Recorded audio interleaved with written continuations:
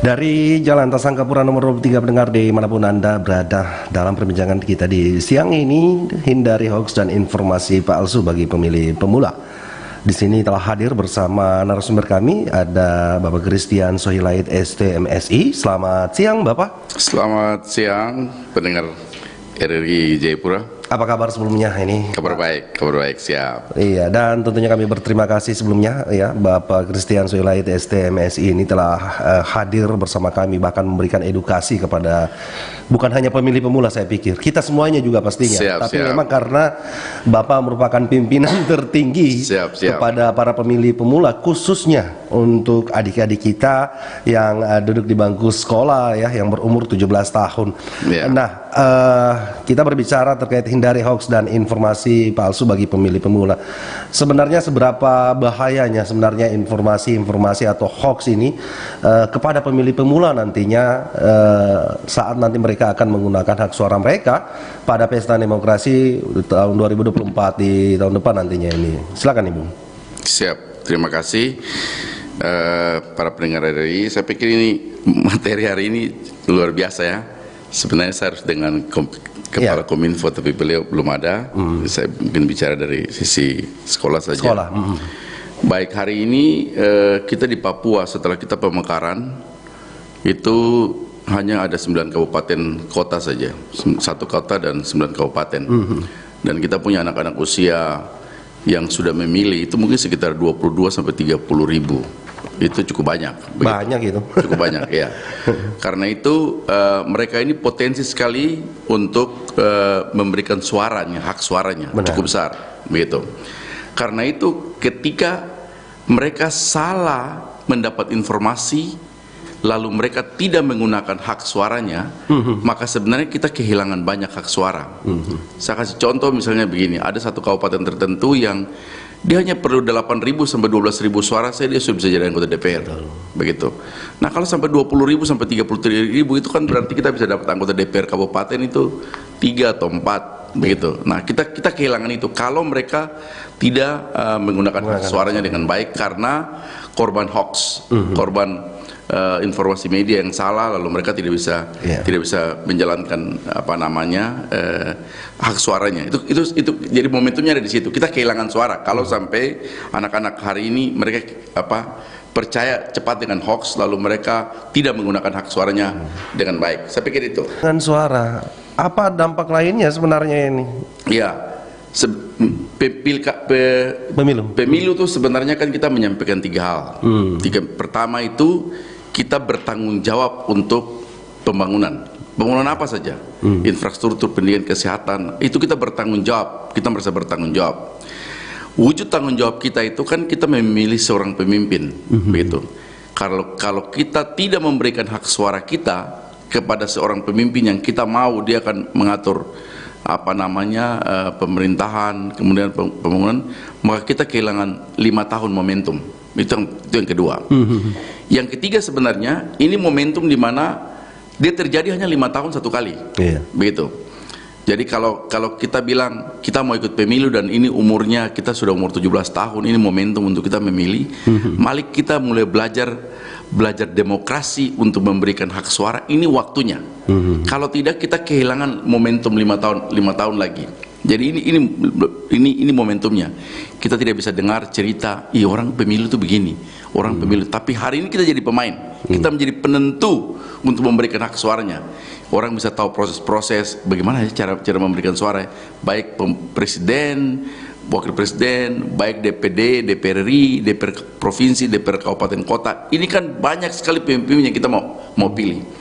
Kalau tidak, kita akan bilang, aduh, kemarin harusnya orang ini boleh. Ya harusnya kau memilih, harusnya kau pilih kemarin. Tapi karena kau tidak pilih, kau kehilangan momentum dan orang lain sedang pimpin kau hari ini. Saya pikir itu momentumnya. Ya, artinya ini Bung Christian ini menyatakan bahwa pentingnya bagi para pemilih pemula ya, sangat penting ini. Sangat penting. Di Pesta Demokrasi 2024 ini ya, nantinya di bulan Februari ya. 2024 ya. Ya, dan selaku Kepala Dinas Pendidikan Provinsi Papua, bagaimana kemudian ini tentunya adik-adik kita ini dapat tersampaikan ini pesan-pesan yang kita sampaikan, salah satunya adalah hindari hoax, gunakan Siap. hak suaranya. Selaku Kepala Dinas Pendidikan, bagaimana komunikasinya dengan sekolah-sekolah tentunya yang ada di Provinsi Papua? Kita tahu bersama tadi Bung sudah katakan, wih luas Bapak. Siap, Luas siap. ini Bapak. Baik. Silakan. Pertama saya pikir mungkin sudah beberapa kali KPU, Bawaslu, baik provinsi maupun tingkat kabupaten itu mereka sudah mulai lakukan sosialisasi Ya. di beberapa tempat, beberapa kabupaten ada yang langsung, lalu ada beberapa talk show yang mereka lakukan di Jayapura. Saya pikir 2 kali saya hadir juga, dan itu mereka menghadirkan pemilih pemula yang per wilayah, mereka bikin per wilayah, ada yang hanya guru-guru saya diundang, begitu. Jadi saya pikir ini sudah mulai informasinya sudah menyebar. Yang kedua, kita juga dapat banyak informasi lewat media, baik RRI, kemudian TVRI. Kalau kita lihat di TVRI hari ini itu kan hampir setiap jam pasti ada informasi-informasi pemilu, Ya. TV One, Metro dan beberapa yang lain, begitu. Nah, yang jadi masalah hari ini itu kan tentang hoax. Ya. Bagaimana hoax ini dia tidak mempengaruhi anak-anak usia pemula ini sehingga mereka bisa bikin 3 hal yang baik. Apa itu? Hal yang pertama itu mereka bisa ikut pemilu, itu dulu. Mereka bisa mengikut pemilu dan tidak jadi korban. Yang kedua, mereka bisa ikut terlibat memilih pemimpinnya, begitu. Sehingga mereka tidak dengar saja orang lain yang memilih pemimpin untuk mereka, tapi hari ini mereka menentukan pemimpin itu. Begitu. Yang ketiga, mereka tidak menjadi orang yang juga menyampaikan isu hoax kepada orang lain. Dia tangannya ini dia tidak menjadi sumber kepada orang lain. 3 hal ini yang kita harap terjadi di pemilih pemula. Bagaimana kita tahu bahwa itu hoax atau tidak hoax? Ya, itu ini kan penting, begitu. Karena orang bilang, ini hoax kah tidak? Ya? Ini hoax kah tidak? Betul. Begitu kita. Nah, pertama itu saya hanya mau kasih tahu ciri-ciri umum saja. Kalau berita itu di hoax atau dia perlu dipertanyakan. Jadi jangan juga cepat-cepat sampaikan kepada orang lain. Pertama itu biasanya berita yang hoax itu dia cepat heboh. Dia heboh. Dia jadi apa namanya? Viralnya cepat sekali. Jadi trending topik ya. Trending topiknya cepat sekali. Itu sabar dulu, hati-hati. Itu jangan cepat-cepat kita percaya, kita pelajari baik begitu. Itu pertama. Dia cepat sekali, dalam 1 hari orang cepat bisa menyebarkan. Itu sabar dulu. Itu berarti kita pelajari. Yang kedua tuh ada indikasi negatifnya lebih besar daripada positif. Menjelekkan seseorang, menjelekkan seorang partai, menjatuhkan lembaga penyelenggara, pokoknya paling tidak dari pesan yang disampaikan itu ada negatifnya lebih besar daripada positif. Memancing emosional ya. Ya, itu juga bisa. Itu termasuk itu. Jadi membuat sehingga orang, wih kurang ajar, wih ini, mereka mulai menjustifikasi segala sesuatu kepada orang yang dapat masalah itu, begitu. Yang kedua, dia juga menjadi kebingungan bagi kita. Kok saya dengar yang itu kemarin lain, kok ini lain? Yang itu kemarin kok di media ini lain, kok ini yang ini lain? Itu kalau kita dapatkan 3 hal ini, maka pertama harus kita lakukan tuh jangan dulu sebarkan. Jangan dulu atau apalah. Cari informasi itu dari mereka dulu.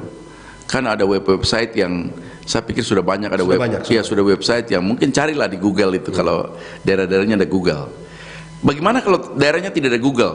Kita ada PPD kita ada distrik atau distrik. Biasanya juga mereka tempel selebaran-selebaran atau pamflet atau apa. Pergi lihat di situ. Itu yang pertama.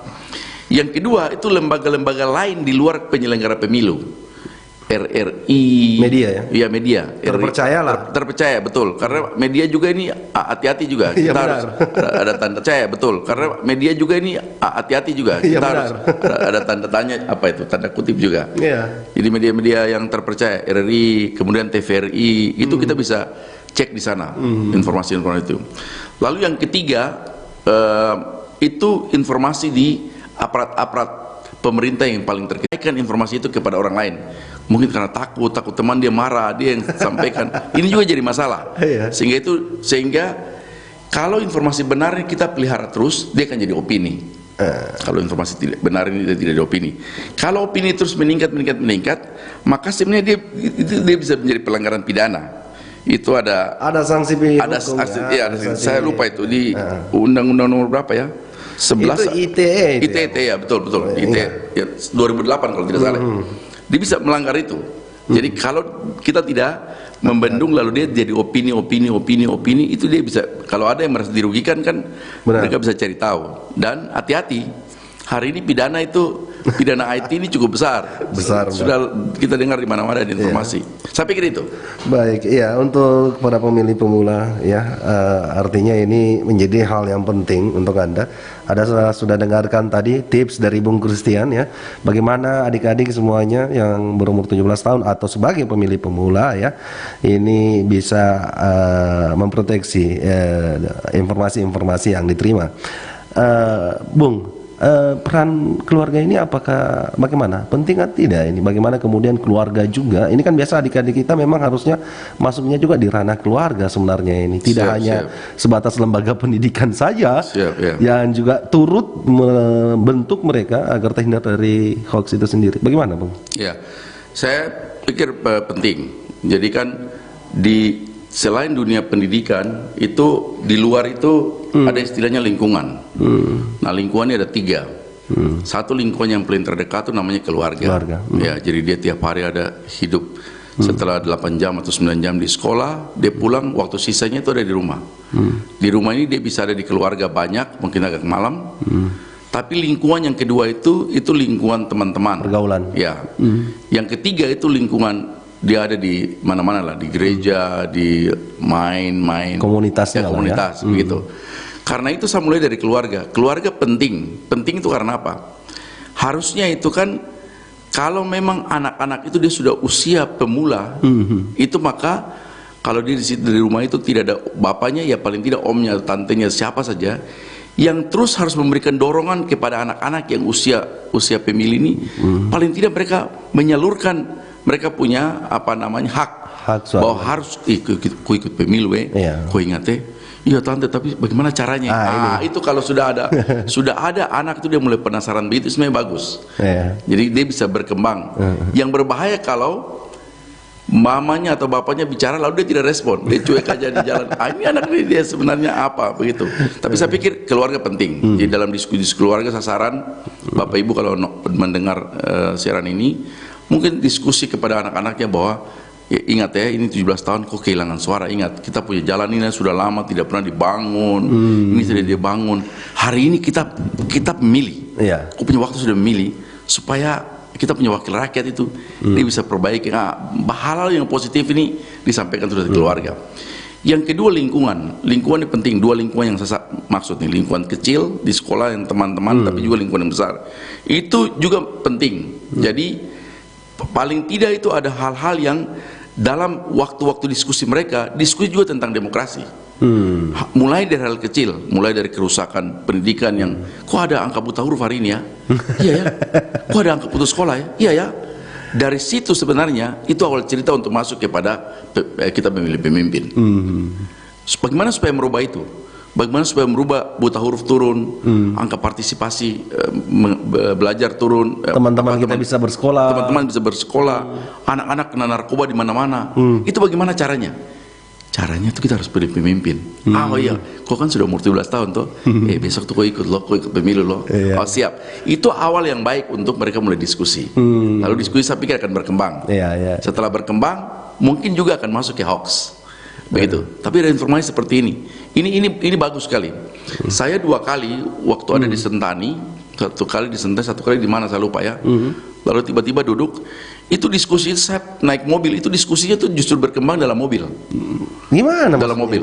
Tiba-tiba waktu mobil masuklah di lubang, petok. Ada ibu satu kan ngomel, ini pemerintah ini jalan lubang dari tahun saya dari SMP itu bukan SMA atau apa begitu, sampai sekarang saya sudah punya anak, jalan ini masih lubang saja. Gitu. Lalu ada sopir atau kondektur yang bilang, ya makanya besok tuh pemilu cari pemimpin yang baik. Ini kan bagus menurut saya. Artinya diskusi yang kita bisa tangkap. Simpel aja, sangat simpel.